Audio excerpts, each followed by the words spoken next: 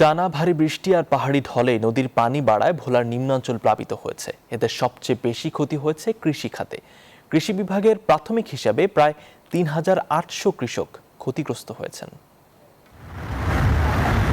জুলাইয়ের প্রথম সপ্তাহ থেকে শুরু হওয়া টানা ভারী বৃষ্টি আর উজান থেকে নেমে আসা পাহাড়ি ঢলে অস্বাভাবিকভাবে বৃদ্ধি পায় নদ নদীর পানি। এতে ভোলার বিভিন্ন উপজেলার বিস্তীর্ণ কৃষি জমি তলিয়ে যায়। বিশেষ করে ভোলা সদর, তজুমুদ্দি, চরফ্যাশন সহ বিভিন্ন উপজেলার নতুন তৈরি বীজতলা এখনো পানির নিচে।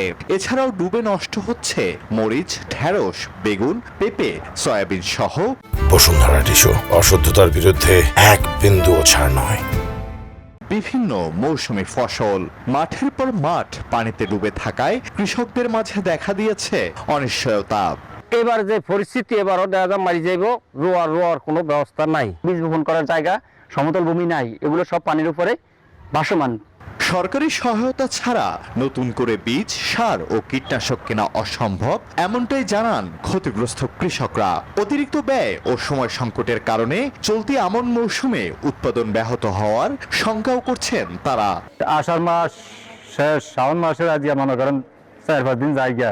আর হিরিয়া যে আমরা যে জ্বালা বইনা যে জ্বালা যে কর্মু, আমাকে হেতন্দু নাই, সময় মতন সরবরাহ করতে পারি না। বীজ বপন করছি, বীজ আপনার ডুবিয়ে গেছে পানিতে। এদিকে কৃষি বিভাগ যেন পরামর্শের গণ্ডির বাইরে যেতেই পারছে না।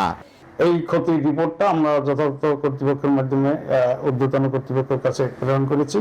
ক্ষতির বিষয়ে সরকার যে সিদ্ধান্ত নেবে, আমরা সেই ক্ষেত্রে ক্ষতিগ্রস্ত কৃষকের তালিকা প্রণয়ন করে পরবর্তী ব্যবস্থা গ্রহণ করব।